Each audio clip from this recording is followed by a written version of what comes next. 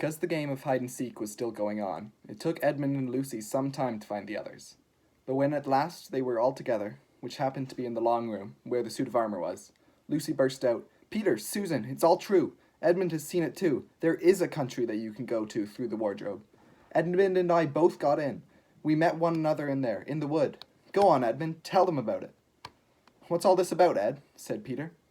And now we come to one of the nastiest things in this story. Up to that moment, Edmund had been feeling sick and sulky and annoyed with Lucy for being right, but he hadn't made up his mind what to do. When Peter suddenly asked him the question, he decided all at once to do the meanest and most spiteful thing he could think of. He decided to let Lucy down. "Tell us, Ed," said Susan, and Edmund gave them a very superior look, as if he were far older than Lucy.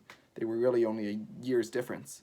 And then a little snigger and said, "Oh yes, Lucy and I have been playing, pretending that all her story is about a country in the wardrobe is true. Just for fun, of course. There's nothing there, really." Poor Lucy gave Edmund one look and rushed out of the room.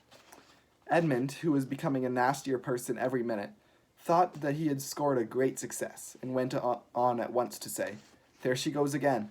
What's the matter with her? That's the worst of young kids. They always—" "Look here," said Peter, turning on him savagely. "Shut up. You've been perfectly beastly to Lou ever since she started this nonsense about the wardrobe. And now you go playing games with her about it and setting her off again? I believe you did it simply out of spite." "But it's all nonsense," said Edmund, very taken aback. "Of course it's all nonsense," said Peter. "That's just the point. Lou was perfectly all right when we left home. But since we've been down here, she seems to either be going queer in the head or turning into a frightful liar. But whichever it is, what good do you think you'll do by jeering and nagging at her one day and encouraging her the next?" I thought, said Edmund, but he couldn't think of anything to say. "You didn't think anything at all," said Peter. "It's just spite. You've always liked being beastly to anyone smaller than yourself. We've seen that at school before now." "Do stop it," said Susan. "It won't make things better having a row between you two. Let's go and find Lucy." It was not surprising that when they found Lucy a good deal later, everyone could see that she had been crying. Nothing that they could say to her made any difference. She stuck to her story and said, "I don't care what you think, and I don't care what you say. You can tell the professor, or you can write to Mother, or you can do anything you like. I know I've met a fawn there, and I wish I'd stay there. You are all beasts. It was an unpleasant evening.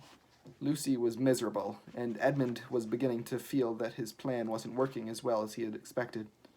The two older ones were really beginning to think that Lucy was out of her mind. They stood in the passage, talking about it in whispers, long after she had gone to bed. The result was, the next morning, they decided that they really would go and tell the whole thing to the professor. "He'll write to Father if he thinks there is something wrong with Lou," said Peter. "It's getting beyond us." So they went and knocked at the study door.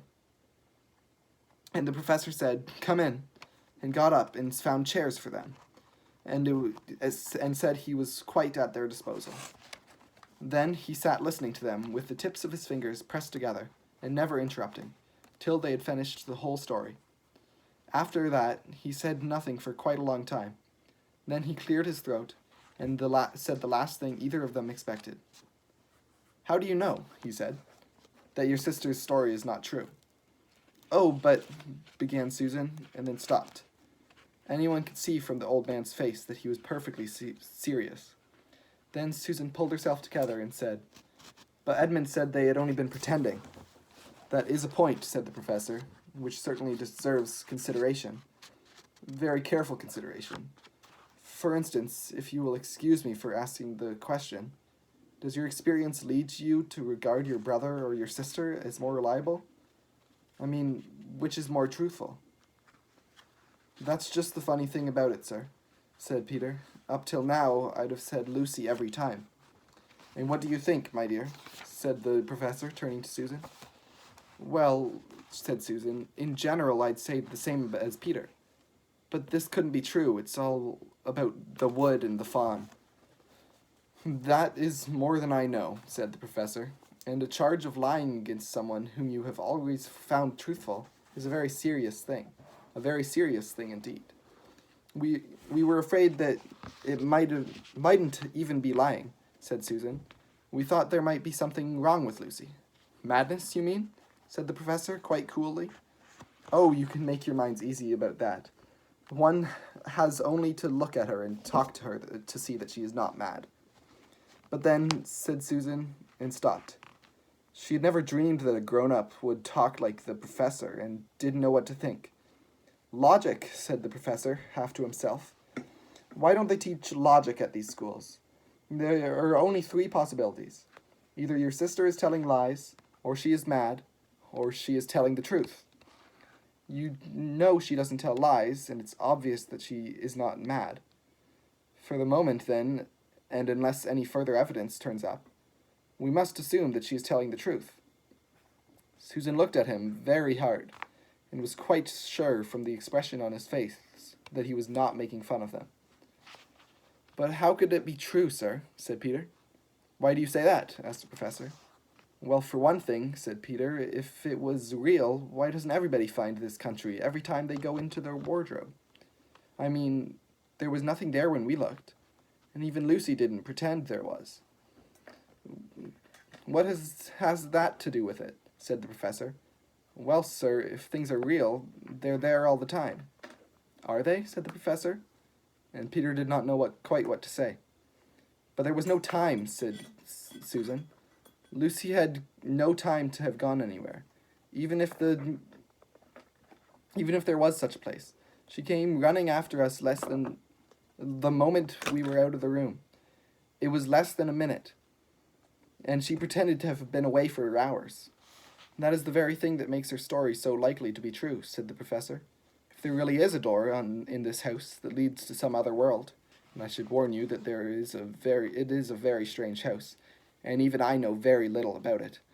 If, I say, she had gotten into another world, I should not be surprised at all to find that other worlds have a separate time of its own, so that however long you stayed there, it would never take up any of our time. On the other hand, I don't think many of the girls her age would invent that idea for themselves. If she had been pretending, she would have hidden for a reasonable time before coming out and telling the story. But do you really mean, sir, said Peter, that there could be other worlds all over the place, just around the corner, like that? Nothing is more probable, said the professor, taking off his spectacles and beginning to polish them, while he muttered to himself, I wonder what they do teach them at these schools. But what are we to do? Said Susan. She felt that the conversation was beginning to get off point. My dear young lady, said the professor, suddenly looking at them with a very sharp expression at both of them. There is one plan which no one has yet suggested, and which is well worth trying. What's that? Said Susan. We might all try minding our own business, said he, and that was the end of their conversation. After this, things were a good deal better for Lucy. Peter saw to it that Edmund stopped jeering at her, and neither she nor anyone else felt inclined to talk about the wardrobe at all. It had become a rather alarming subject, and so, for a time, it looked as if all the adventures were coming to an end. But that was not to be. This house of the professor's, which even he knew so little about, was so old and famous that people from all over England came to use it, used to come and ask permission to see over it. It was the sort of house that is mentioned in guidebooks and even in histories. And well it might be, for all manner of stories were told about it. Some of them even stranger than the one I am telling you now. And when parties of sightseers arrived and asked to see the house, the professor always gave them permission, and Mrs. Macready, the housekeeper, showed them round, telling them about the pictures and the armor and the rare books in the library. Miss Macready was not fond of visitors, and did not like to be interrupted when she was telling visitors all the things she knew.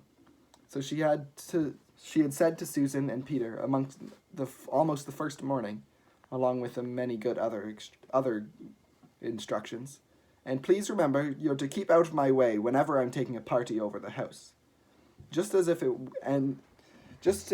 any of us would want to waste half the morning trailing round with a crowd of strange grown-ups, said Edmund, and the other 3 thought the same. That was how the adventures began for a second time. A few mornings later, Peter and Edmund were looking over at the suit of armor and wondering if they could take it to bits when the two girls rushed into the room and said, "Look out! Here comes Macready and her whole gang." "Sharp's the word," said Peter, and all four made off through the door to the far end of the room. But when they had got out into the green room and beyond it, into the library, they suddenly heard voices almost ahead of them, and realized that Mrs. Macready had been bringing her party of sightseers up the back stairs instead of the front stairs, as they had expected. And after that, whether it was that they lost their minds, or that Mrs. Macready was trying to catch them, or that some magic in the house had come to life and was chasing them into Narnia, they seemed to find themselves being followed everywhere, until at last Susan said, "Oh, bother those trippers! Here, let's get into the wardrobe room till they've passed. No one will follow us in there." But the moment they were inside, they had heard voices in the passage, and then someone fumbling at the door, and then they saw the handle turning. "Quick," said Peter, "there's nowhere else," and flung open the wardrobe. All four of them bundled inside and sat in there, panting in the dark. Peter held the door closed and did not shut it, for of course, he remembered, as every sensible person does, you should never shut yourself in a wardrobe.